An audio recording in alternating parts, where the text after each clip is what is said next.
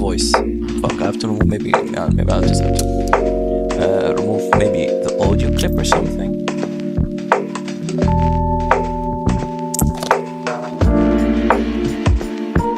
I'll just remove this voice. Remove, maybe it's doubling. Just in case.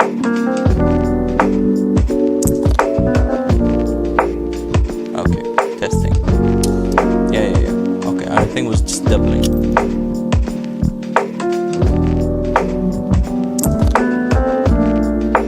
Let me get my phone so I can just check. Okay, stream.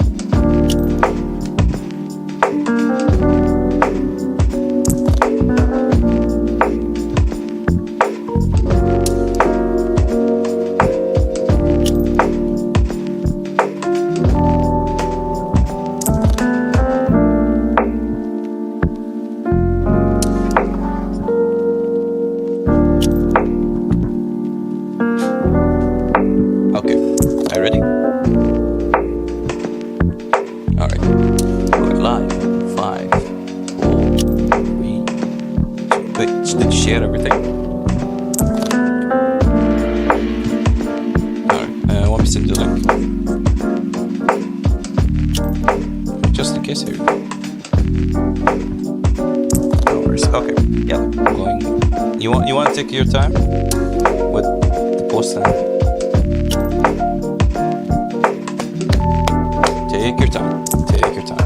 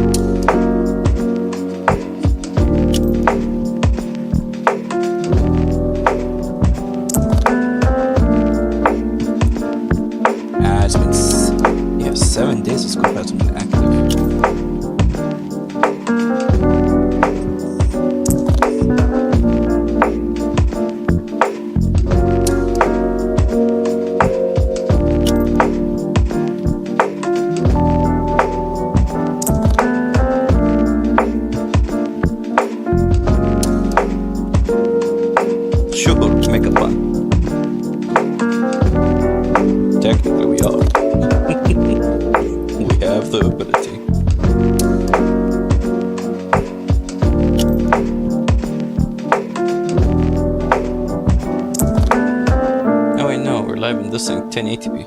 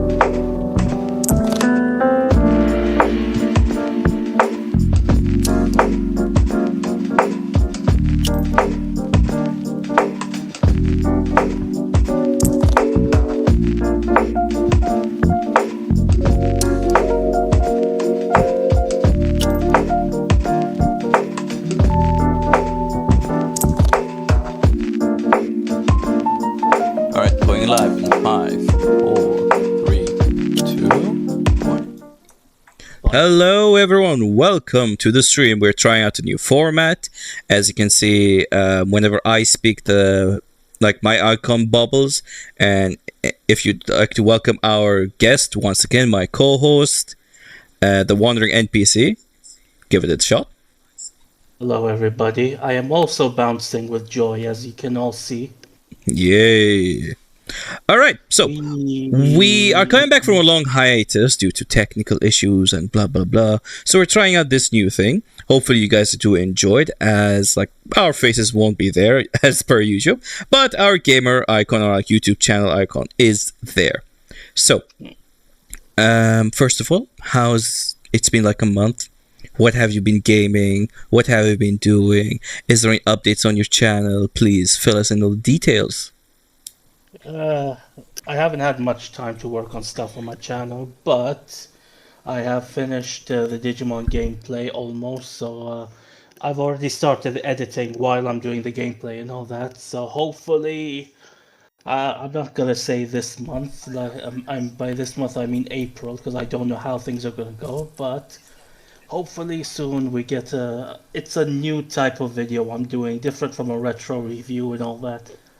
Basically, just a minor spoiler. I'll be going along with the story and reacting to the stuff by using mostly sarcasm and all that stuff. So yeah, that's what I've been up to. What about you? Well, funny enough, I've actually also been playing Digimon, and I'm almost done with the game. I've also finished. Yeah, I haven't touched any of the DLCs. We were streaming Digimon. I mean Resident Evil 9. Right. But because there were so many spoilers, and of course due to technical issues we had during Ramadan, we had to pause the stream. But now since we're back on, we will continue it, but probably on a different difficulty and try and do other achievements. That's a little bit of update. Hopefully, maybe next week early we'll start that. Other than that, I've also got a few games on Steam summer sale, it's our spring sale, but we'll talk about that later on. But yeah, also I've been working at some background things on the channel, preparing, as you can see, this bit here and there. A little bit here, a little bit there. Yeah. So, of course, we'll also be re-implementing shorts once again. Hopefully after the stream, I'll work on them. Because the shorts were actually one of the part where it gave us most of the views, and this time you got us most of the topics, correct? Well, I got you the main topic. The main topic. I did add a few here and there. So, as we are going off to the very first topic, which you and I had a wonderful childhood about, WWE.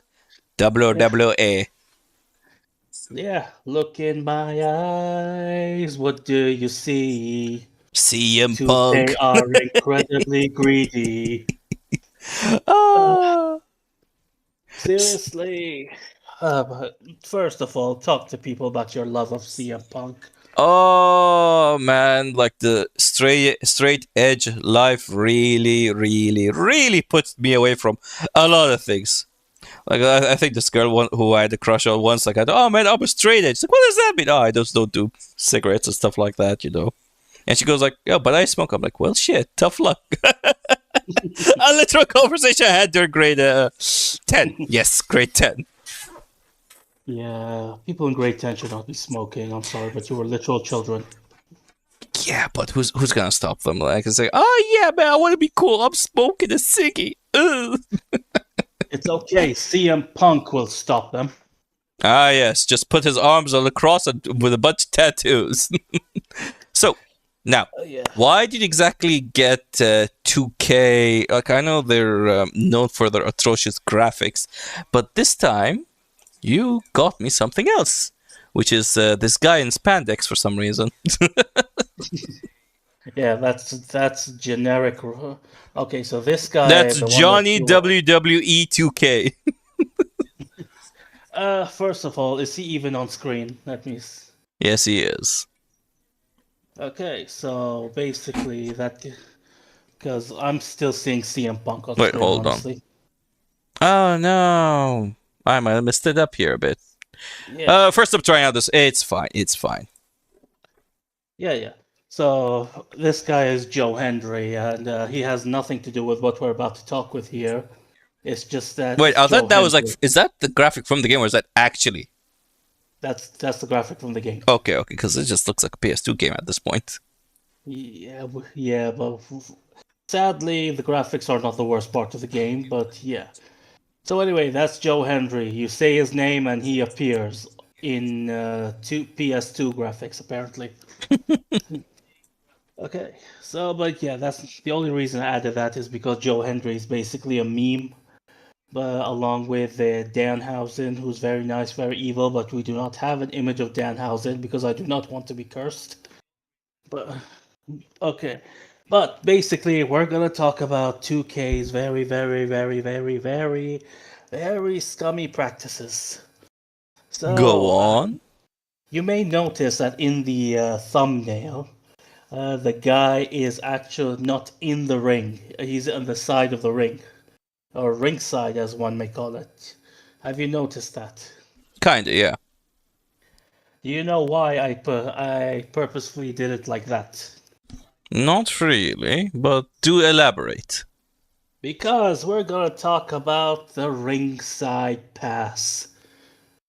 The Fortnitification of games continues, my friend, except now a little company called 2K has taken it to a whole different level of BS.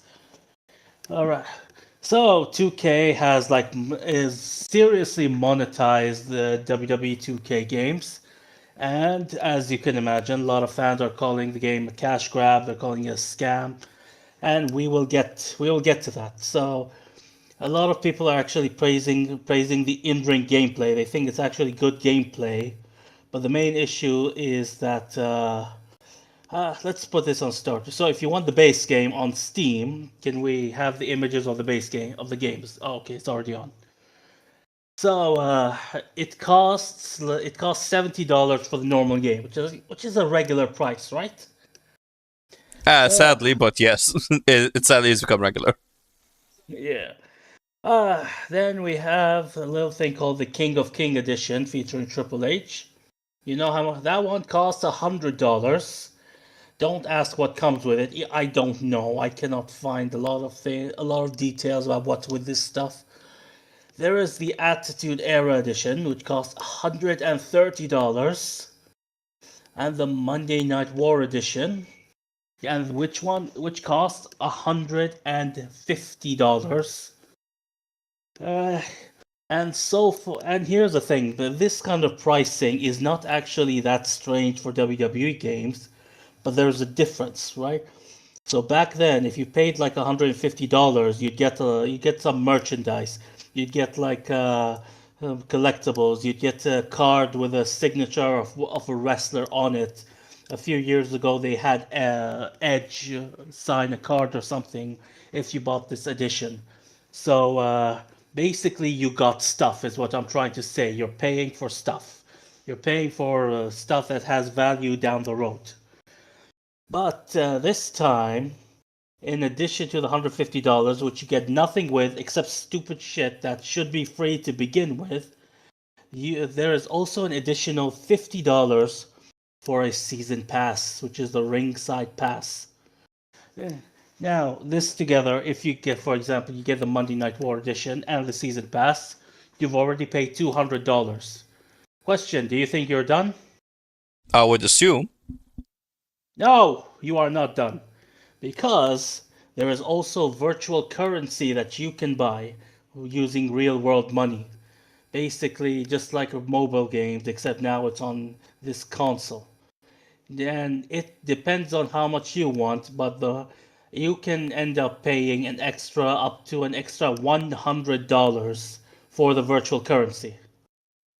Like imagine you've basically already paid $300 and you haven't even played the game yet. Mother, like, so many cusses. I want to just cuss so many things right now, but I'm just holding my tongue. Like, what the bloody hell? What kind of ass? Wait, so more. Okay, no, hold on. It gets worse. What, my friend? We are just starting. So, just for context, there's like 1,214 reviews on Steam. That's according to this morning. And their mixed reviews, more than half are negative, and almost every single negative is talking about the money. Because a lot of content is locked behind either grinding for stupid amount of hours or by spending real life money on these virtual currencies even after you buy the premium edition. Yeah, so this new battle pass system is the biggest complaint, and so let me explain how it worked in the previous games, right? In the previous games, there was a base game, and then like most games in this world, there were DLCs that you could add later if you wanted. Those DLCs did not lock you out of anything. They're just extra content if you wanted to add or if you wanted to play with like extra wrestlers, extra arenas, whatever. So you pay extra money, but you get shit, right? But now this, here's the thing. Here's the kicker about the battle pass. It has something. It has like a tiered system. Do you know what that means? But yeah, because like I'm assuming like there's a gold tier, silver tier, whatever. But wait, why would a battle pass have tiers? Oh no. So I wish it was gold, silver tier. The way it works is basically you get a set amount of points. I believe. I did not get this game. I am not planning on ever getting this game. So basically, you end up getting a set amount of points, and you unlock a wrestler. You end up set amount of points, you unlock a championship. Set amount of points, you unlock this, you unlock that, and you can do that by grinding. But the grinding is so shit, and they did this on purpose. You wanna know how we know?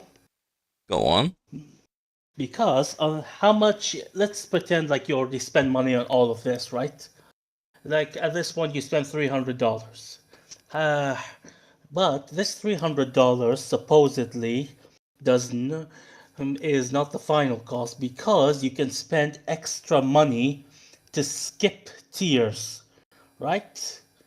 And you can so I don't want to grind this much for this tier, so I'm going to spend real life money on basically skipping this tier to get what the wrestler I want or this guy I want.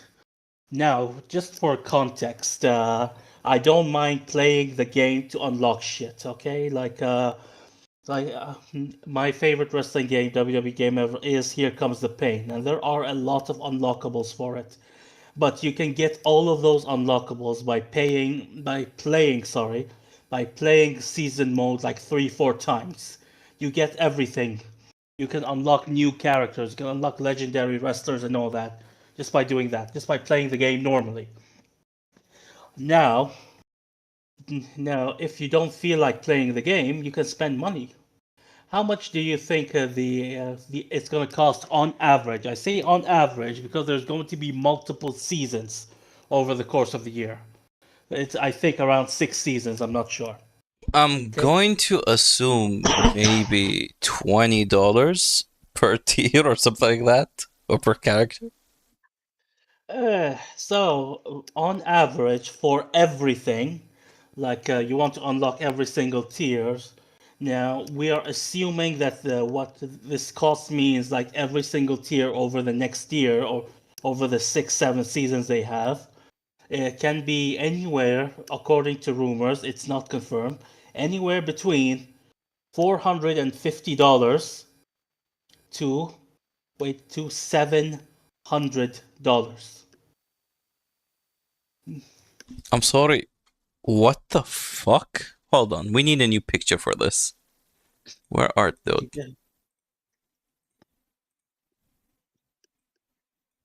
There we go.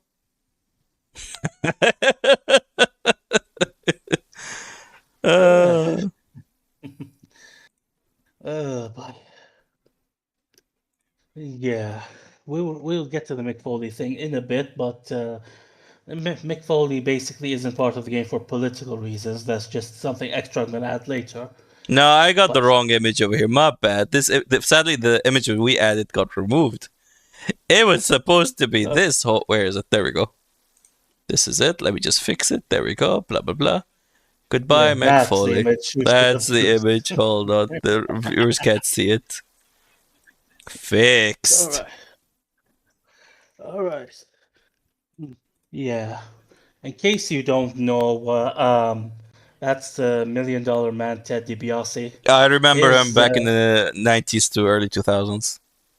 yeah, like his theme song basically starts with him laughing, Ka-ching! and yeah, he starts laughing, and the chorus like money, money, money, money, money, Oh, I haven't heard and they that in take it way too much. ages. Yeah. Uh, so, like I said, so let's assume that the $700 is an exaggeration. And if let's say you were other than the $300 that you spent on the game, and let's say even 450 is an exaggeration, and you spend like $200 on the tier skips and all that shit. So that's like $500, right? How much is that in dinars, just for Bahraini viewers? Okay, That's about so go on. So you already did the math. I have it open in front of me. So that's almost 190 dinar plus. Let's round it up and say around 200 dinars, right? Bloody hell, yes. So just for context, earlier this year, uh, in end of January, I went to a WWE show in Riyadh, which is why I missed the podcast that day. I don't remember if you had the podcast or not. I think I have skipped it. But yeah, basically, I went to Riyadh to watch SmackDown and to watch the Royal Rumble, a live show and a pay-per-view. Yeah, just to let you know how much that costs, I made like a small thing over here. So the tickets, I'm rounding it up, cost about 100 BD going and coming from Bahrain to Riyadh. All right. SmackDown tickets cost 5 dinars. Royal Rumble tickets cost 30 dinars. And transportation, like to and from the venue, in total was about 15 dinars. That is almost, and if you add food and all that, let's say it's 160 dinars for 2 nights in Riyadh, including SmackDown and the Royal Rumble and a WWE fan zone um, and other basic experiences, the live experiences. And that's all. That's total 160 BD, which in dollars for our international viewers is about $400 more or less. In other words, my friend, I potentially saw two live wrestling shows, including a pay-per-view, one of the biggest pay-per-views of the entire year, which is the Royal Rumble, for less than what a person might have spent on this video game. What is your reaction to that? Unbelievable. I have no. Honestly, I'm lost for words. Because the amount of price point, the exaggerated price that they're making gamers pay for games these days in this economy also, where it's cheaper to go and watch a live show than playing a video game is just atrocious at this point. Like, they're just milking people for money. They're just milking people for money at this point. The fact is, like, even to get almost all the contents before, like, playing the game is 150 to 200, depending on your region. And on top of it, for you to get all content, like, let's say there's like a specific wrestler you want, and you want this specific wrestler, and you have to pay like for each battle pass. That I don't even think they should have been blocked behind battle pass to begin with. Like, okay, certain battle passes are fine. Like, I think Marvel Rivals does it. Marvel and Halo Infinite are the best type of battle passes, because let's say you purchase the battle pass, it never goes away. But 99% of other battle passes, like, you buy it once and you miss it and you don't finish it, you have to pay extra for the coins to quickly finish it, because if you want the last character in the slot. No, unacceptable. Absolutely unacceptable. Yeah, and here's the thing, like Halo Infinite and Marvel Rivals and even stuff like Overwatch 2 is completely free to play. It's no longer Overwatch 2 with all it's back to Overwatch. I have not played They that. actually backtracked on that. Okay, it's still free to play. Am I right? Yes, it's free to play, and they're really stepping up their game. Like, I don't get too much into Overwatch because I'm WWE, but they're really stepping up their game from what I've seen. All right. So yeah, and just to keep in mind, like so for less money than what you would have paid for this game, just to keep in mind, I got to see some of my favorite wrestlers live. I got to sing Randy Orton's theme song. Randy Orton looked at me and told me he loved me. Uh, technically, he said, "Riyadh, I love you," but he was looking at my direction, so he was talking to me. I'm sorry, ladies, but Randy Orton is mine. You saw him Slytherin. Does he still Uh, wrestle? I thought he would have been retired by now. he's main eventing WrestleMania this year. Okay, wow. No, I've just been out of the game for ages. Yeah. So other than that, I managed to swear at Logan Paul, which is worth all the money in the world. Yeah. Perfect, perfect. Yeah, I watched the Royal Rumble. I won- and I experienced some things that TV doesn't really translate well. One of those things is Brock Lesnar. Like what you know how the announcer says, "Oh my, the entire atmosphere of this arena has changed." Right? Yes, I remember. Like when you're on TV, when you're watching it through the TV, you don't experience it like bullshit. But now, man, like when Brock Lesnar's theme song hits, the entire like you could actually literally feel the atmosphere change in the entire arena. Like holy shit, he's here. You know, this is stuff that normally I'd say is priceless, but it's not. But honestly, it's still cheaper than WWE2K. So yeah, uh, yeah. So just because I want people to know I'm not the only one who's complaining about this. This is fans on Reddit, on YouTube, and whatever. They're calling it, and I quote, downright insanity. Yeah. Yeah, Battle Pass stuff in a paid game where they are literally taking things that were free last year is dumb as hell. And what I mean by this is there are characters that last year you could get them for free, like they were in the game. Like I believe the NWO characters and Shawn Michaels, all those guys. But And now you now have to pay for them? you have to go either through the tier or pay for them. Fuck off. Uh, Yeah, so Shawn Michaels is especially has been a free character in every single wrestling games as far as I can remember.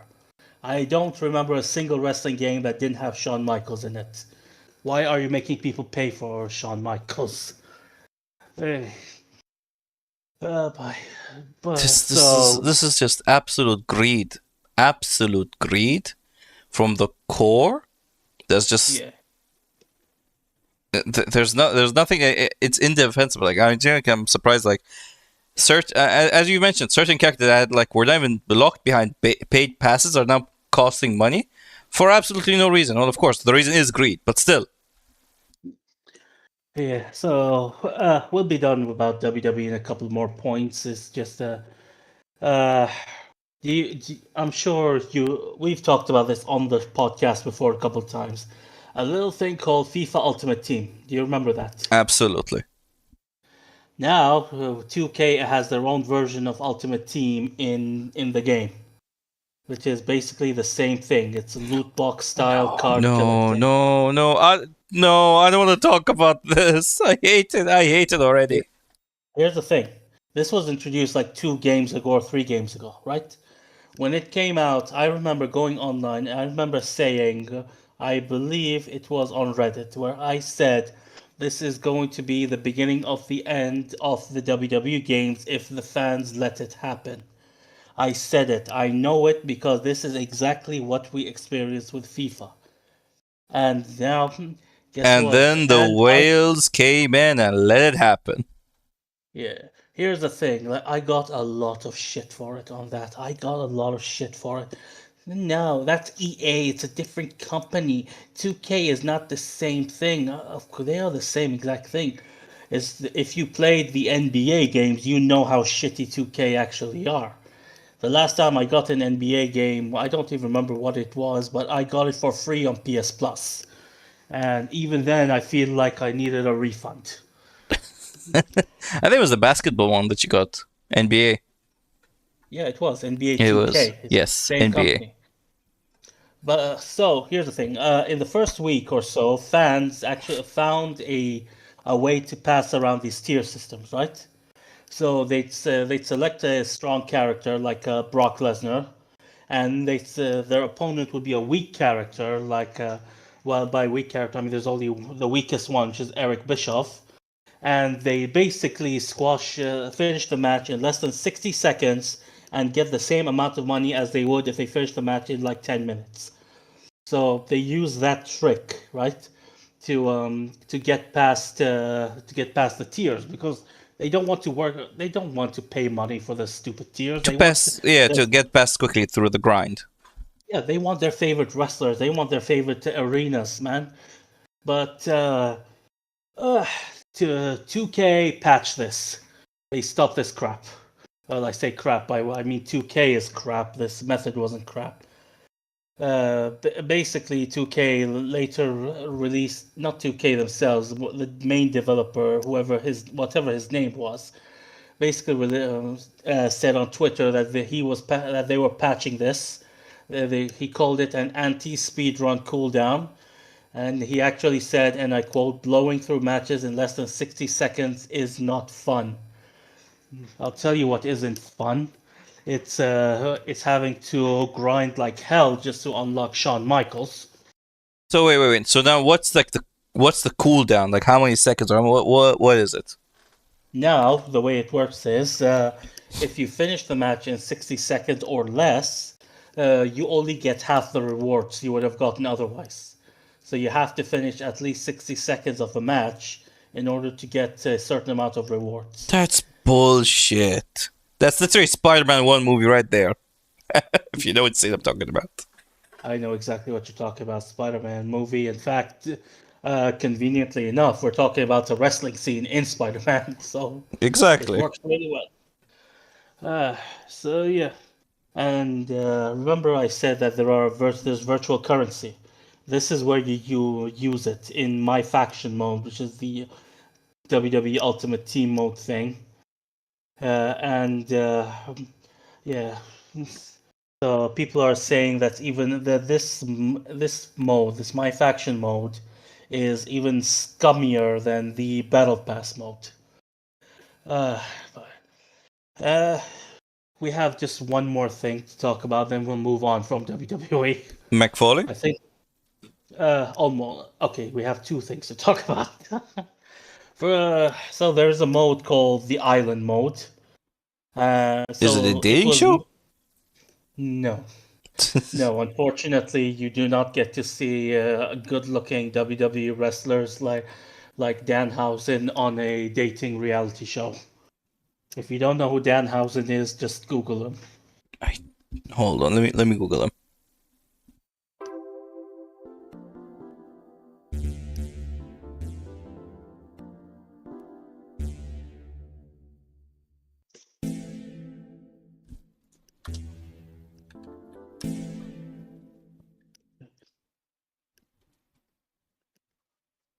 What is... Wait. Oh, there he is. Is he the blonde? No, that's not him. No, the guy with the face paint? The guy with the face paint. Yes, okay. He reminds me of Kiss. He's okay. So he's a comedy character. We're getting a bit off track. Okay, He's okay, a comedy character who's basically has the Kiss face paint, but he's but not the. I guess it's more of a face paint inspired by Sting, WCW guy. Yeah, I could see it. Yeah, basically he's like this comedic wrestler who goes around cursing people. Like, so if you say something he doesn't like, he'll be like, "You are cursed."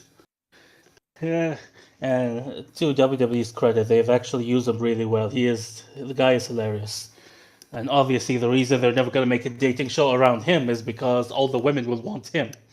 It wouldn't be fair to all the other wrestlers. I added him to the. I just added him here so people could see who he is. He's also one of CM Punk's best friend, by the way. Interesting. Gotta love that Danhausen. Anyway, back to the Lonely Island.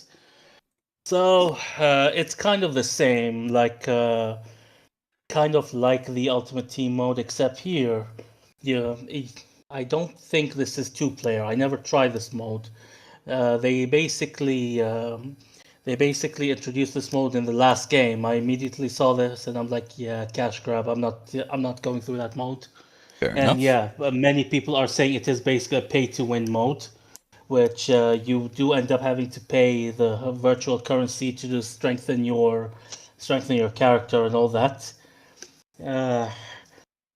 And yeah, so the worst part about this mode is that you can spend money on cosmetic stuff, which you're like, that doesn't sound bad. The cosmetic stuff that you paid for last year does not get carried on to this year, and if you want the same exact cosmetic item, you will have to pay extra money for that, or basically grind VCs until your thumb curses you. Hey. In other words, this game just gets worse and worse the more we talk about it. Oh my god. I don't think I can deal with this anymore. Last topic? No, so just Mick Foley. So if I'm correct, Mick Foley is not in 2K26. Let me just double check that. Check. We do not want to be giving out misinformation.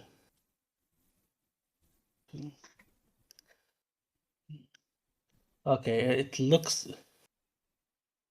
Yeah, I can. Is Mick Foley in WWE2K? Okay, weirdly enough, I cannot find it. Some people saying he will be, some are saying he's not in the game, so God knows. So basically, a while back, Mick Foley. Hang on, let me get out the actual information. So Mick Foley cut off ties with the WWE. He had something called a Legends deal. So, for example, if they use his likeness in something, or they use him in a video package, whatever, he gets a part of the money.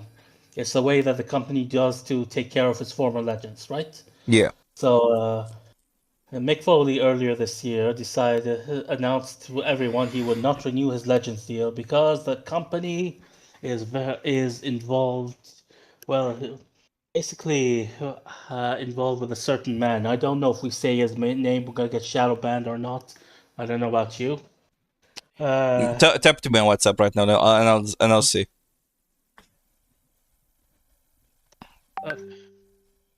Oh, nah. Let's use his name. Sorry. Let's just say it's the Orange Man, leader of the free world. Yeah. So basically, Mick Foley hates this guy, right? Absolutely hates this guy to the point. And since WWE is very much involved with this guy, Mick Foley basically cut off all ties with the WWE. So, and just recently he released a video on YouTube against this guy and all that. So there's a very good chance Mick Foley is not in WWE2K, although I cannot confirm that in any shape or form. For some reason, I cannot find it. Yeah. All right. We have gone on almost an hour or so just talking about I think like 45 minutes or so. Just almost 40 minutes, yes. But I have to use this picture. Everybody's got a prize because I just found an interesting piece of news that kind of suits this picture. Go ahead. A recent announcement. Yeah, I'll take over from here. Now, recent new announcement from Google. It's because it's money related. Google has announced TurboQuant, a new AI algorithm that reduces memory usage for large language models by a factor of 6 and improves and improves speed up by 8 times via software. As a result, RAM and memory chip stocks like Samsung, SK Hynix, and Micron have dropped hard. I can't believe I can say this, but thank you, Google. Thank you. The PC market will never forget this AI slop you just did for everyone. Which thanks. Well, thank you. Okay. So could you just get into detail of this then? Okay. And So how in Google short, did everyone think? so technically, because RAM prices and SSD prices and like any PC component have skyrocketed since the end of last year, because of AI and how much it consumes RAM technology, etc. Even in the environment itself, this technically is so the turbo quant reduces the amount of power needed for RAM usage on AI language models. So ChatGPT, OpenAI, Gemini, etc. They don't need that. Like if they use the turbo quad, they don't need that much power. So, as a result, because AI companies will not be needing to buy a large amount of RAM, this has caused a damage in their stock market of certain companies like Samsung and Micron, etc. Because AI companies will be shifting towards that product. Okay. So, Turbo Quant is a new compression method from Google Research. It improves a lot over many prior quantization methods. So, it uses vector quantization, a problem root in source coding that aims to quantize high dimensional vectors with minimizing distortions in geometric structure.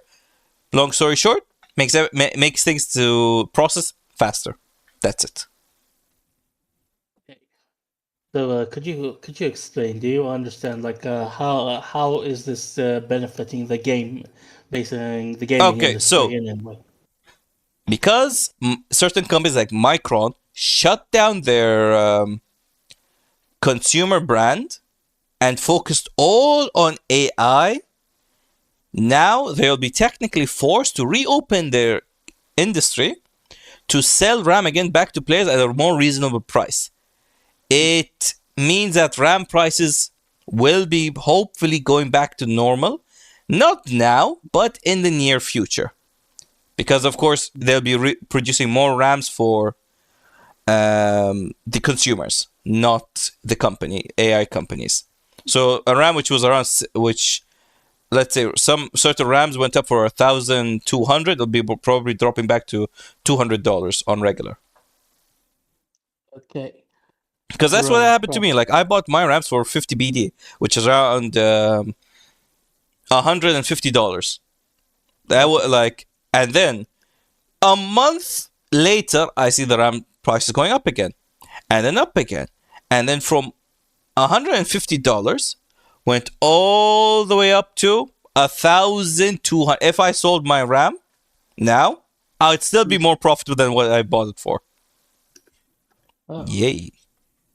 Interesting. So you could have bought a RAM like really cheap, and if you have no use for it, for example, you could actually sell it for one hell of a profit. Hell yeah. Oh, well, you better hurry up. If Google's doing this, then you might end up losing out. Yeah, that's if you got the stock left. Okay, so I'm curious. Does this have to do anything with what's it called, with OpenAI canceling Sora and with the Disney deal and all that? Yes. Well, no. So that's a different thing, because AI video generation takes a lot of energy, right? And the funny thing is about that specific, I'm not getting so much into detail about it. That specific thing was Disney was in a business call with Sora AI, or like even OpenAI, right? Yeah. 30 minutes after they closed the phone, OpenAI just goes like, "Oh yeah, we're just canceling Sora." They didn't even tell the Disney execs that this is happening. Boy. The slap So, upon Disney's face was hilarious because like Disney invested $1 billion dues. Yeah. no, like I remember that deal well because I mentioned this a couple of times. Like I was working on a retro review of the Tarzan game on PS1. Then I saw this crap and decided I can't do anything Disney related. Honestly, Michael Mouse, you deserve it. Now to happier topics. Yay! Yay indeed. Hold on. No, we don't need you anymore. There we go. Wait, no. Picture. Go away. There we go. Steam Spring Sale just ended yesterday. So, Yes, it did. we got a few, like, I'm just gonna say, I'll just ask the whoever's watching, what games did you guys get? Yada yada, and I'll just say what I've got. So, I got Tormented Souls, Blacktail, Bread and Fred for me and the Wandering SPC, we can play it together. Buy Sweet Carol, which is like a very Disney-like game. I really enjoyed the graphics. I just got it. Cosmic Okay. Marvel Cosmic Invasion, which is a beat 'em up type of game. Again, we could play that together. Ratchet and Clank Rift Apart. Let's see, Sworn, which is an RTS. And I got a DLC for what you call that game? Where is it? Where are you? Cult of the Lamp, Woolhaven. Okay. Oh, yes, I also got Toxic Commando, which is a zombie shooter. All right. So I only got like three of these. I got Marvel Cosmic Invasion, and I got Sworn, and I got Bread and Fred. I did not get the other ones. Nice. I already got Ratchet and Clank. Like when I first got the PS5, it came with it. Yeah, I never got to play it, But so I thought it was a good opportunity because it was like half price, 50% off. yeah, it's a fun game, honestly. Yeah, I enjoyed it a lot. I platinumed it on the PS5, so yeah, I think you'll enjoy it. Hopefully. Definitely, definitely. Right, so off to this thing. Let's see. Literally before we even started, like thank God this happened before we prepared the the stream, because the Xbox partner preview ended, and I was able to add this ASAP. And they announced a good amount of like 1, 2, 3, 4, 5, 6, 7, 8, 9, 10, 11, 12, 13, 14, 15, 16, 17, 18, 19 games. And these 19 games are, I'm actually excited for a few. So, Okay. the Hunter the Reckoning Death Wish. It's been announced, just a teaser trailer. We didn't get much, so I think it's a part of the World of Darkness universe, which I'm not really sure what this universe is. Let me double check. World of Darkness. It's a part of a tabletop role-playing game. Interesting. Okay. Yeah, I have no idea what this is, honestly. Oh, okay. So do you know the Vampire Masquerade? Yeah, I do know that. So it's a part of that universe. Oh, so that's called the World of Darkness World universe? of Darkness, yes. So werewolves, vampires, etc. Then we got the Wuthering Waves. It comes onto Xbox this July. So the Wuthering Waves is a story-rich open RPG with a high degree of freedom. You're a character called the Rover who has amnesia, as typical almost every anime, and you have to explore the world. Recruit people and just get your memory back. Like, it's technically a gacha game. It's a gacha game, and there's a story. Then we have the Expanse, Osiris Reborn. It's the beta. It's a third-person action RPG in James S.A. Corey's iconic universe. The power balance between Mars and the Belt is on the edge of collapse. As your custom captain, you'll gather a crew, forge your path through a volatile solar system shattered by conflict. Okay. Then we got Serious Sam, Shattered Verse. So you play as 5 versions of Serious Sam, and you have to push back the horde of enemies, and you have to take down a godlike antagonist named the Mental. Ooh, a brainiac type of thing.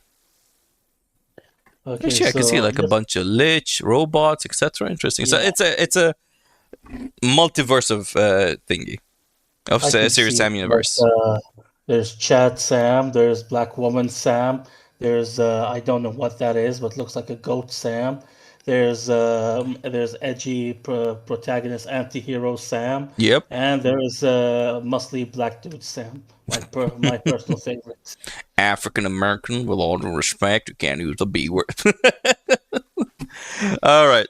Stranger Than Heaven gets a new trailer. I don't know much about Stranger of Heaven, but it is a let's see. It's made by RGG Studio. Epic saga of men battling through 5 eras and 5 cities. The story set is over 5 different eras of time: 1950, 1929, 1943, 1951, and 1965. Each era will feature a different Japanese city. Outside the trailer, which includes a genuine surprise, Stranger Than Heaven is coming to Xbox Game Pass, which is on day 1. So as soon as the game releases, it's out. Then we get Super Meat Boy 3D. If That's you a name played, I haven't heard of in years. yeah, Super Meat Boy is getting a 3D mesh, and on top of it, like I played the original 2D version and then played Super Meat Boy 2. Then we have Journey North in Forever Ago. Oh, Journey North in Forever Ago. So is the game called Forever Ago? Oh, no, the game's called Forever Ago, and Journey North is in it. That was a mouthful. Okay. Who's Well, Journey basically, North? no, my friend. I don't know what's going on here, but I believe the game is called Forever Ago, Yeah, and but you are going north, Oh, yes, you're journeying north in Forever Ago. possibly following the North Star, which is a thing in a lot of these travel things. Yes, it is. I don't think there is a guy called Journey North. Man, Yeah. What kind of parents were like? They're like, well, we have a child. What do we name this one here? Well, we want Northwest? him to go on a journey, so let's call him Journey North. Okay. Yeah. Kanye West? What's their kid's name? I mean North, yeah. Yeah. Yeah. You understand my confusion? I understand your confusion. Because North is a real name, by the way. Like, what's it called? No, Nolan North, aka Desmond Miles. There The you guy go. who So voices Desmond Miles. I was like, who the hell is Journey North? No, it's just you just journey to the north. Okay. I don't think their name is Journey, unless it's the dog wolf's name, whatever, man. Probably. So another game which is pretty pixelated, not pixel, like retro-ish, I guess, called Ascent to Zero. It's coming as a roguelike focused on using time as a weapon. Interesting. Yeah. Then we have Dispatch is heading to Xbox this summer. Again, Dispatch was made by Ad Hoc Studio, which has veterans from Telltale, and on top of it, Ubisoft. So I think anyone who leaves Ubisoft is just successful. Yeah. Says a lot. So it's just one of those story games, isn't it? Like you don't actually control the gameplay or anything like that. No, it's a Telltale game technically. You just control like where the narrative direction is going. Okay, so if you're into that sort of thing, then you probably will like this. Me personally, I'm not really into these kind of things that much, but yeah, I mean, it's actually pretty cheap. It's around $14. Okay, so you're not hurting yourself by getting it. No. Game. All right, let's see. Then we have Alien Deathstorm (ADS). The team at Rebellion today showcased their newest title, and Xbox Rebellion, who are the most famous for Atomfall and Sniper Elite. Oh, wow. Have created Alien Deathstorm, a first-person adventure with some severe weather and even more severe-looking aliens. Let me look at some of the aliens. Yeah, weather for the past few days. Thank you. Oh, yeah, the tornado was happening here and there, and the hail. Oh, the aliens look interesting. Kind of look like the Demogorgons from, what you call that? Stranger Things. Yes, Stranger Things. This game actually looks fun. We could play together. It's called Frog Squad. Yeah, a frog-based cooperative puzzle platformer. I've seen enough. Take my money. There we got Bluey. Happy Snaps. I've seen enough. Take my money. Stalker 2, Cost of Hope. It's a DLC for Stalker 2. Okay. Then we got Musa, Dirty Fate. Let's check it out. Musa. Yeah. Interesting. It's like an Asian adventure type of game where I'm watching the thing trailer. Okay. Set in feudal Korea. Okay. Yeah, there's a Dirty Fate set in feudal Korea. Unknown powerful force have swept your land with your land and field and crops, dust, yada yada. The game promises some epic third-person combat. Kind of reminds me of this thing. Like not exactly, but somewhat. What's the game I'm remembering? Sushi Mama. Ghost of Tsushima. Ghost of Tsushima, yeah. Yes. It's interesting that they go for Korea because I don't think I've ever played anything that has a Korean setting. Feudal Korean setting, no, but I do remember like there's a lot of actually wonderful Korean companies have made really good games. Okay. So the next one is actually something I'm kind of interested in. The Eternal Life of Goldman. It's a whimsical platformer, so I do like platformers, and it looks like a hand drawn style on it, kind of like Cuphead and all that stuff. But I don't know why. It kind of reminds me of Tintin. It does actually, yeah. I think it's actually very similar art style. Yeah. Well, except for one of the boss with 3 heads, that one just goes hard. Then we got PC tactical RPG Vaunted. Vaunted, okay. Like it's vaulted but vaunted. I don't know. It's a weird name. So I saw the gameplay. It's a weird mesh between tactical RPG. Okay. And of course, there's turn-based combat paired with real-time action.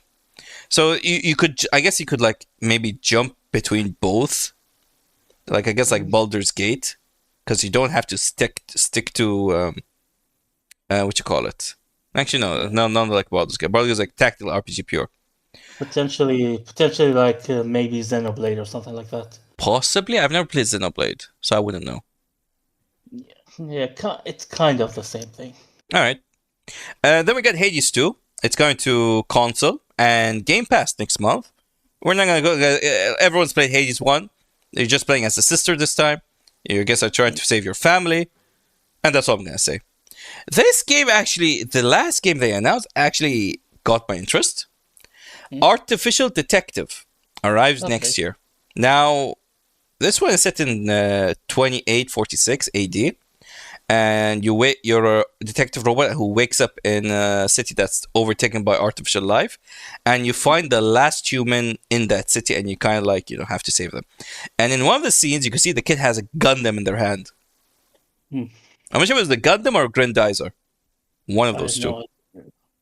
But yeah. But yes, it's like the kid has a Megas in its hand, But why not? It does look interesting. But kind of oddly enough, it did remind me of the movie I Am Legend. Potentially. Yeah. Righto. So that's what happened for the Xbox Game Pass preview. And an interesting topic happened regarding, like we're talking about Xbox Game Pass, blah, blah, blah. Now we're off to talking about the competitor, PlayStation and PlayStation Network. Now, I'll let you take over for this topic. Basically, so it's not really as big a news as Sony tried to make it seem like. I'm talking about the rebranding of PSN by September. I've seen some people basically say, "Oh, they're getting rid of PlayStation Network. Are they getting rid of the PlayStation Plus? Do we have free online?" No. So basically, the only thing that's happening is they are dropping the terms like PlayStation Network and PSN, and they're just gonna call everything PlayStation. That is basically the only thing that's happening, really. Your friend list, online multiplayer, trophies, accounts, your cloud save, crossplay, all of that will remain exactly exactly the same. Everything you've purchased will remain exactly the same.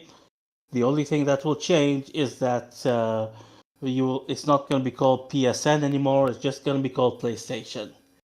So yeah, don't get too excited. Uh, it's just how do you say? It's purely cosmetic. However, I could not I could not miss the opportunity to bring back an old meme of PlayStation not work. Do we have that? We do. There we go. Uh, yeah, but there is something that might actually impact you for if you don't have the PlayStation. Yes, let's go back to the old You image. tended to, Actually, we keep it this one because it's funnier. yeah. PlayStation prices are going up once again. Hold on, let me find the link. It was here. Up. There we go.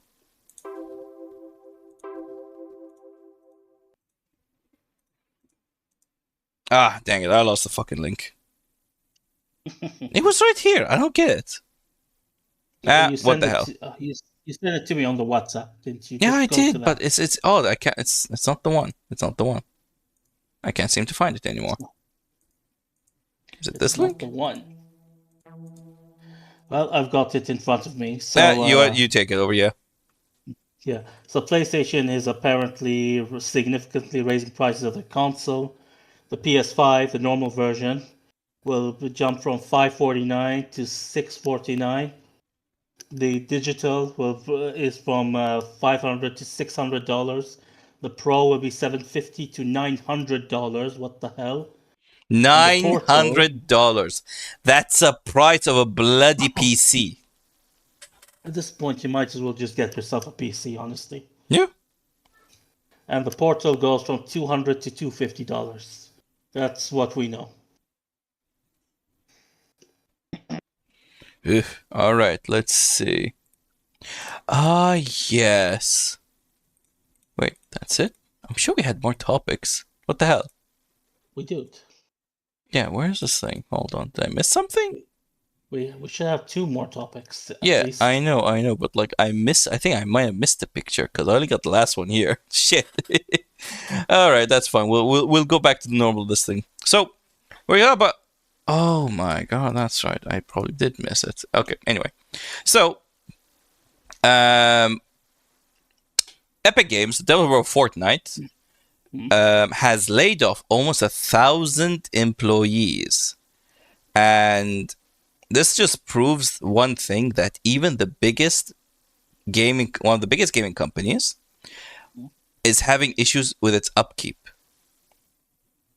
Like, it is actually worrying because this was one of the companies that like controlled with the battle pass system how much money it input, how famous it was, and it just tells us that whatever the size of the company, they are all having like their costs are just catching up to them.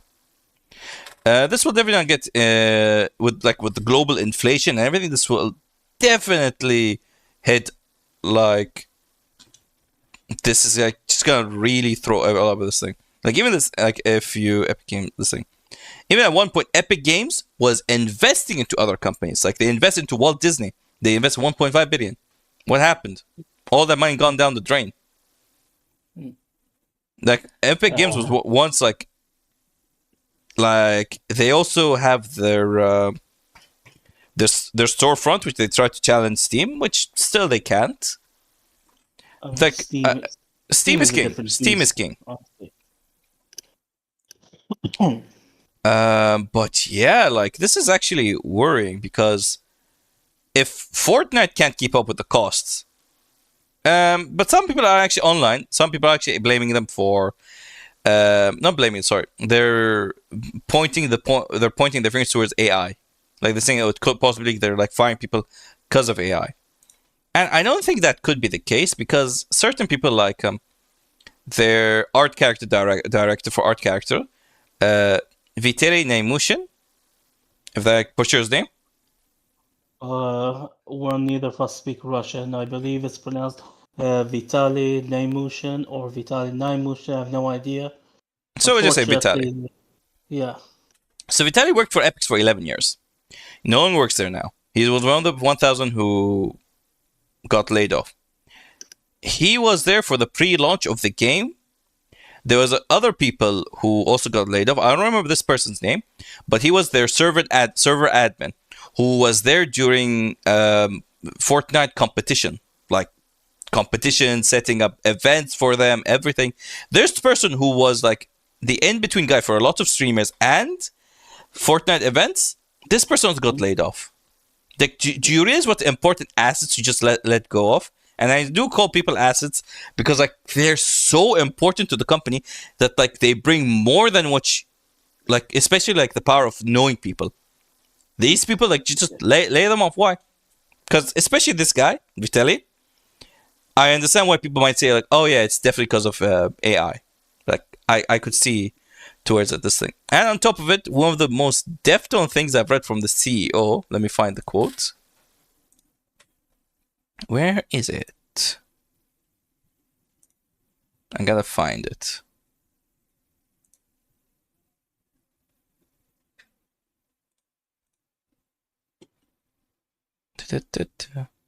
Here it is. By Sweeney himself, the downturn in Fortnite engagements that started in 2025 means we're spending significantly more than we're making.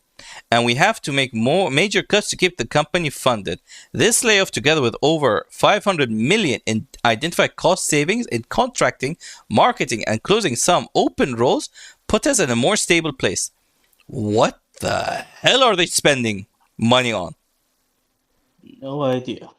I do believe that one of the major issues is like here's the weird thing. Fortnite made around 4 billion last year. Okay, so what's the issue? The issue is, I do believe, because one, they were going through legal battles with Apple and Google. Two, because every week they're giving away free games, I do believe they are paying those developers for those free games. Okay. So they're just putting everything into this their storefront. People are getting the free games, so we gotta invest more and more and more. So at least we take people away from Steam and put them into our market. Of course, they do. Of course, they've had what's to call it? Those deals with gaming companies where a lot of people are pissed off and annoyed about. Like, because they created exclusivity within the PC market. I mean, I get it, but 1,000 people? Really? That is ridiculous. Yep. 1,000 people laid up. And I did remember this thing. The last topic. Let me get the image ready for it. Because I got a lot of images and I just forgot just to add them. Silly me. Silly me.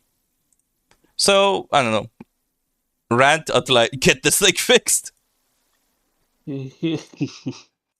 Okay, so let's see. Of course, it's regarding Warhammer. So, tell us what you know about Warhammer, because I know a lot, but maybe like I want to know what you know before I get into the topic. I know there are figurines that you paint with and you battle with. Yes, because I keep ranting on about them. Yeah, that is the extent of my Warhammer knowledge. I'm assuming it isn't actually just a bunch of people during war hitting each other with hammers, although I would pay to see that. Well, there are Warhammers technically. But yeah. So I guess there's one thing we can talk about quickly while you set everything up. Of course. Yeah, Pokopia.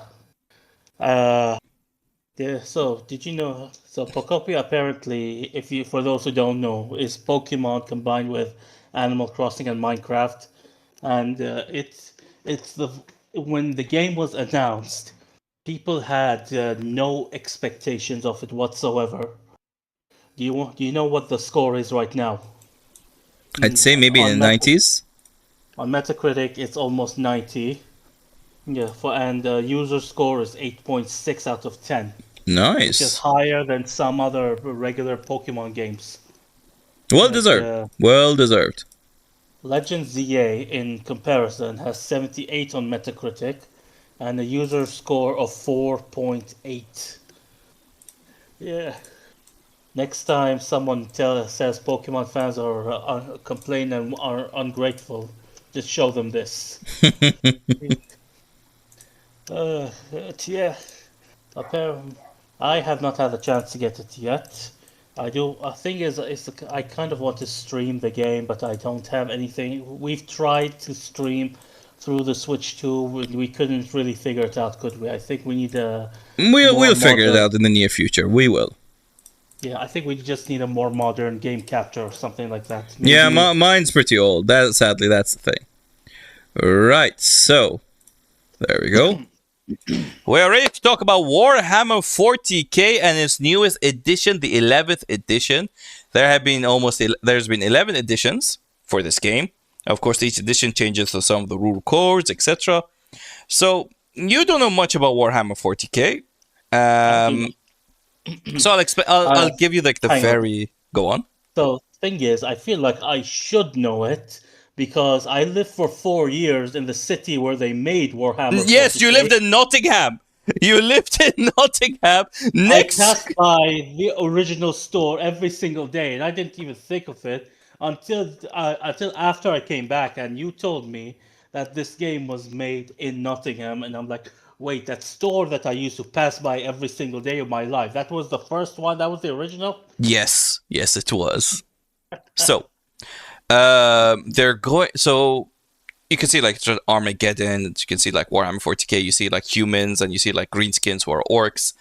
But I guess I'll have to like give you a bit of a basic about like the story. Like I'll have to like give a very short basic because if I talk about Warhammer 40k, it's not gonna end.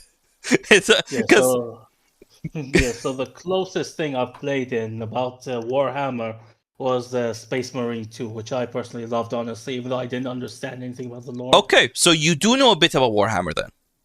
A little Just bit. a bit, Like, yes. would call myself I'm an sure you've played a bit of Dawn of War if you remember that game. Dawn of War. I might have played it at your place, but The I didn't RTS where like you're controlling a bunch of people in space and it's like there are certain animations like the robots grab the humans and they crush them and whatever. It's like it's very gory. I might have played it at your place, but I don't think I've ever had the game myself. Fair enough. So they're all in the same universe.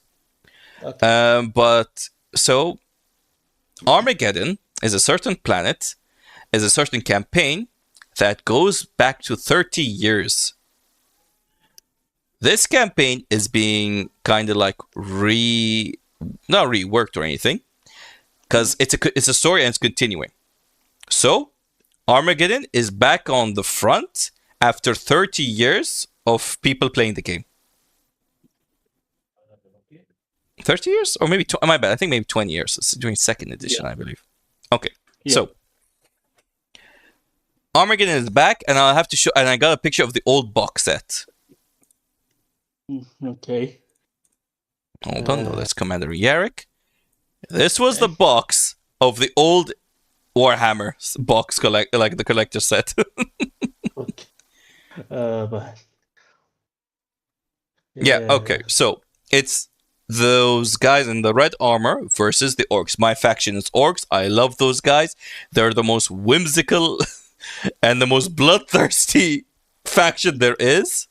I mean, not the most bloodthirsty, but they do love a good fight. Okay. Now, something funny about orcs: colors are very important to them. If they paint a motor red or like any vehicle red, it goes faster. If their armor is black, they can take more hits. If they're yellow, they're luckier. If they're purple, you don't see them. They're invisible because there are no purple orcs. Are you telling me there are John Cena orcs? Technically, yes, there are John Cena orcs if they're painted purple. Oddly enough, most of my army in Warhammer, they're purple painted, so my orcs are invisible to the naked eye. Okay, so we'll talk about we'll talk about certain rule changes that has happened from 10th edition to 11th edition. And I guess I'll give you a little bit of history to I entered the game during 8th edition, late 7th edition to 8th edition. That's like almost pre-COVID, 2018. 2017 to 2018. That's when I started playing Warhammer. So, the basic rules for 11th edition are changing. Codexes, which are rules for each army, from 10th edition will remain valid possibly throughout 11th edition, or at the launch of 11th edition, because usually most armies, their codexes kinda get like thrown away each new edition, but this time they're saying no, we'll not throw away the detachment rules and etc. Maybe some things might change here and there, but for the core detachment rulings, they'll be there. So each army has detachments, and let's say like orcs, if you want to like create a mob type of army, you have the Green Tide. You want to have a more elite type of army, maybe you'll have the War Boys. If you want to have like a more vehicle focused army, you could have like the Speed Freaks. Now in 10th edition, those armies were stuck to one detachment throughout the entire game. So you're coming to play, you can only play one detachment. Okay. In 11th edition, you could have multiple detachments in a game. Of course, you might have nerfs, but I think that might change the dynamic of the game because you're no longer stuck with one detachment. Because back in 8th edition, something similar, I would do something similar. In 8th edition, orcs would have like factions within their army. So you would have like the Goths, which are more melee focused, and you would have the Bad Moons, which were more shooty focused, or even the Freebooters. So my army would comprise of mainly two factions, which are the Bad Moons and the Goths. Backline would be the Bad Moons, where they would shoot all their weapons, and the front line would be the Goths, who would going in and leading the charge. After by the 9th edition, they canceled all those out. You couldn't do that anymore. You were kind of stuck with one, which kind of sucked. Then 10th edition game, they changed it to detachments. We're like, okay, if you're using this detachment, they would have massive buffs for this type of unit, but other units would be left out, which kind of sucked. Of course, at one point, I was able to abuse how OP orcs were and just almost get perfect scores. Like, didn't you enter a tournament once and you finished, I believe, second only to Lord Sauron? Yes. No, I finished third to Lord Sauron. Finished third. Yes, finished third. The winner was Lord Sauron. Yes. There was another the first tournament. Yeah, the first tournament I entered. Originally, I was supposed to be third based on points, but there was miscalculation and ruling issue, so they changed it to wins.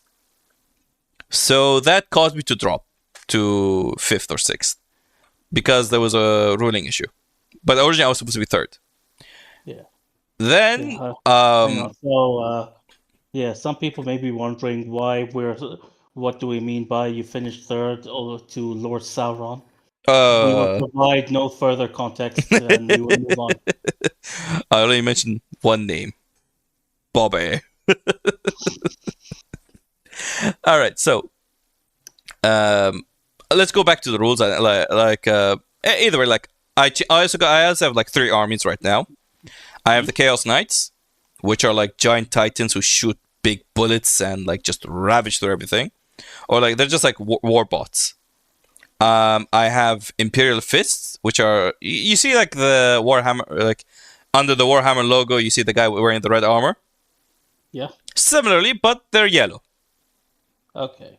Then, last but not least, I also have, which my first army are the orcs. It's just like my largest army. Like I have like the most amount of units in them. I have like the most diverse things. Orcs are my main go-to faction. Also, I have the Age of Sigmar, but we'll not talk about Age of Sigmar. That's another topic for another day. Back to.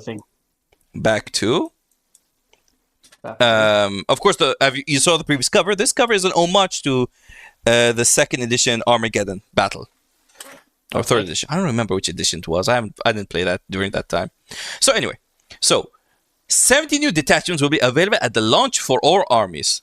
Players will be able to combine elements of different detachments. As I mentioned, different detachments, you can bring them together, merge 2 to 3 detachments into one. The shift will be more towards narrative gameplay, even in competitive. Before, it was very objective heavy and there wasn't much narrative to it.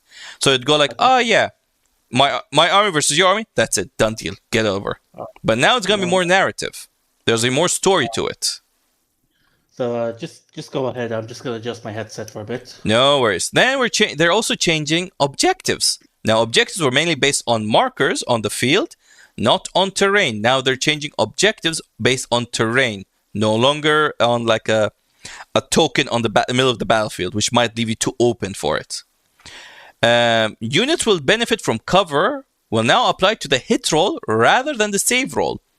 And a stay hidden rule is introduced, similar to Kill Team, where a unit is considered hidden until activated, and will have similar to lone operatives. So let's put it this way. Back in 10th edition, or currently in 10th edition, let's say I have a unit of 20 boys, but they're in the open field, and certain units could shoot at them from like 30 inches away. And before they even get to the main battlefront, they'd be dead. Now certain units, or maybe certain infantry, will have an option to not stay out of the battle, but if they're within 15 to 18 inches away, okay, based on here, it's within 15 inches. So if they're 15 inches away from any opponent, they can't be shot at because they're technically hiding. Let's see then. Leaders do not lose their buffs if their bodyguards die. Essentially, the wildest model leads a unit rule is removed. So now, like certain units like had to be attached to a unit so they could get buffed. Now longer that's not available. Stratagem strictly limited to 1 per unit per phase, including command rerolls. And general simplification, streamlining of fight phase, and minor nerfs to fight first as a defensive mechanism. So if you're charging into a unit, you no longer need to worry if they have a fight first. You're in the offensive, you always get to go first.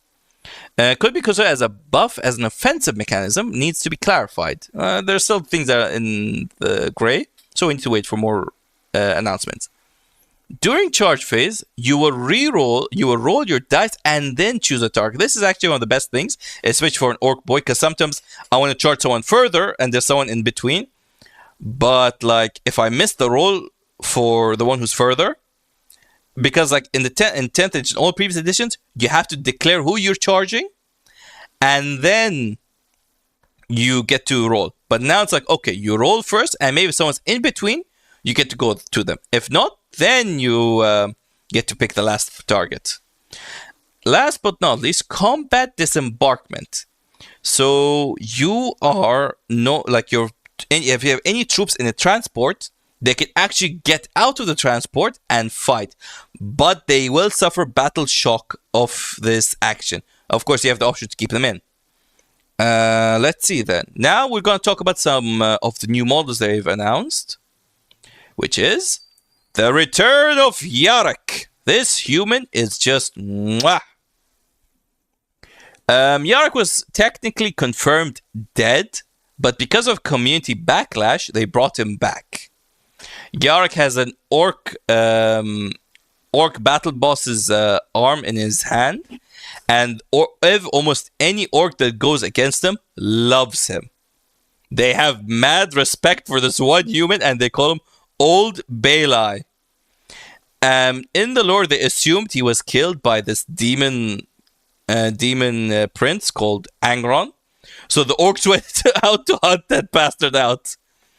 I'm not sure if they changed the ruling of that, changed the lore of that, but at the moment he's back in action. He's leading the humans in Armageddon, and by the plant is called Armageddon. Are you here? Or am I just keep writing to myself? Or still fix your head? I'm here, I'm listening. Alrighty then. And of course, new orc models have been revealed. We have this orc war boss. Of course, I'm definitely getting that model. There is another orc model that was revealed. I don't know where that picture is. Hold on. Did I not add it? Really? All right, give me 1 second. I'm adding it. But before we even add that, I could talk about the other models, and then we'll add that at the very end. So also, they're adding these new units are also being added. Of course, some of them are just technically good, same old models, but they're just getting rehashed. So you have the Space Marine over there. His helmet is technically the Mark IV variant, which was kind of phased out, but they're bringing that back because it's like a lot of people loved the Mark IV variant because it just like had like the angry face on it. It didn't look like typical Crusader. And you also have the Orc boys. Their ruling is being changed. They currently have all their weapons attached to them, unlike previously, where you could either switch between either their shooter variant or their chopper and pistol variant, which is you currently see on the screen. But now you can see like the new models, the orcs have their guns attached to their back, so they could just simultaneously switch between being long range or short range. They're no longer stuck between like 12 inches to 18 inches. So when you're running towards your enemy, you could just switch to 18 inches. We're close enough, switch to your chopper and beat the hell out of the Space Marines. Let me get the last thing, Orc boss that was announced. Was Daka. There he is. Was Daka. I don't know why that image wasn't added. Save as. There we go. Add it to here. Image. Rah.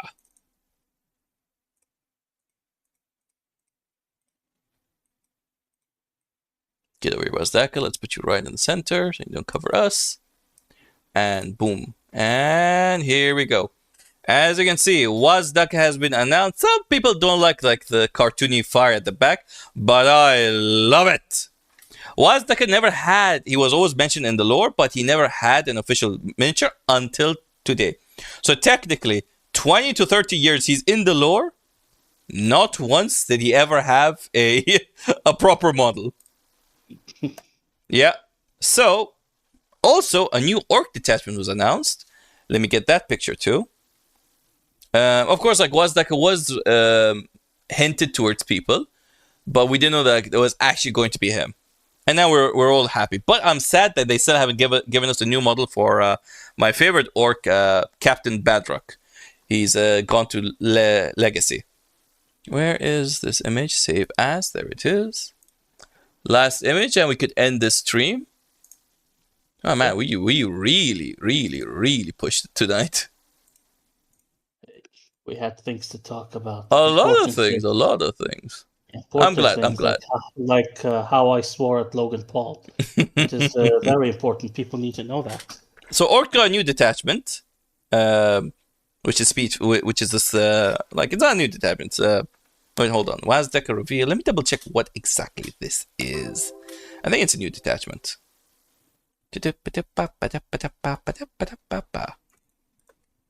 Orc new detachment. There we go. Just Google that thing.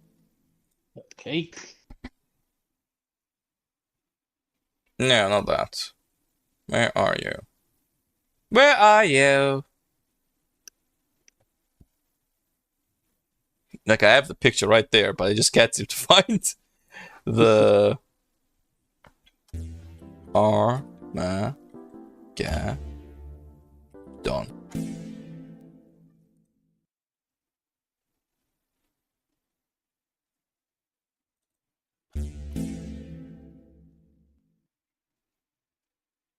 Here it is for the third word, this thing of Armageddon. I should just get on this thing. Adapticon, blah, blah, blah. Accept cookies. Here's the official website. I'm just reading through it. Of course, there's a lot of these things. So we got Commissar Graves, Inquisitor Croyle, and Transia Frey, Dogmata. They got humans got new vehicles. They got new faction for the boys. Armageddon Battalion box where they got a lot of nice tanks. And then we see... Oh, no, it's just a preview, but let me see. Armageddon new kits. Okay, no. So this is like, if you don't have this kit, it's a kit that they showed over here. It's not a detachment. So it comes with 6 Death Copters, 1 Biker Boy, and 1 Runt Hunter. Something like that. But yeah, even here you can see Death Watch got a new detachment box and Sisters of Battle. Yeah, so I personally am really excited for this because I think this is the first orc war boss we got on a proper like mounted, which isn't on. I don't count the guy which is on a Squigosaur because like a Squigosaur is like a giant red monster that they sit on. It's a oh, by the way, all orcs are mushrooms. Just throwing that out there. There are no female orcs. There are no male orcs. They're all mushroom people. Okay. Oh, well, what a way to end the show on. What a way to end the show. It's like, what? Orcs are mushrooms? Yes, children. Orcs are fungi. You could eat them because they're mushroom. And yeah, thank you for joining us on the stream. I'm glad we're back on doing this again. Hopefully it'll be either every week or at least twice a month. We'll also be going back to streaming more video games. And do you have anything you would like to say before we end it? Not really. I mean, we spent an hour crapping on 2K. Yeah. Also, I guess I just want to like add one more thing before like this. Go ahead. We'll also be talking about more like we won't be sticking to board games because we also like talk about like more pop culture stuff. So we'll also be talking about like board games, general technology news as we mentioned before, yada yada yada. So we're not gonna stick to video games as it is. Yeah, sure. Maybe next week we'll talk about Love Island. No. I was hoping maybe Hero Quest. Which you tried out. Are you sure? Are you sure you don't want the version of Love Island with Danhausen on it? I could make that video game. It's not that hard. It'll just be really pixelated and just really buggy. But you know what? It's possible. Here it is. It's a kill teams. Let's see. Corvus Backstar. Orcs probably commend their love of the reckless speed with a ramshackle squadron of 6 Death Copters roaring ahead of the Green Tide led by a Death Roar Trike and Rune Trucks. Yeah. So everyone's getting like a small box set, I guess, for this. What you call it? For this set, which I already have all these units, so I don't need this box. But yeah. Care to join me in Warhammer 40k and throw your money in plastic crack? Well, we've already established that orcs are mushrooms, so I'm just gonna go out to the woods and get some mushrooms and call them orcs. You could technically say you're substituting all these mushrooms as orcs, and it will work. Are you being serious right now? Honestly, some people actually do that as a gag. Like they just like I think there was like some person who did have enough money for certain models, so he took like the tissue paper roll. Yeah. He painted it, added like plastic tires on the side, added like a cannon or something, like just bought Legos and stuff like that. He's like, it's an orc vehicle. And everyone's like, yeah, it's an orc vehicle. We believe you. Play your game. The community can be really stupid and funny at some point. Yeah, all right. So we'll end it here on a high note. We'd like to thank everyone who joined us. Thanks for being here, and I wish you all a wonderful week. Have a good weekend. Bye-bye. Ta-ta. Bye. Toodles, poodles.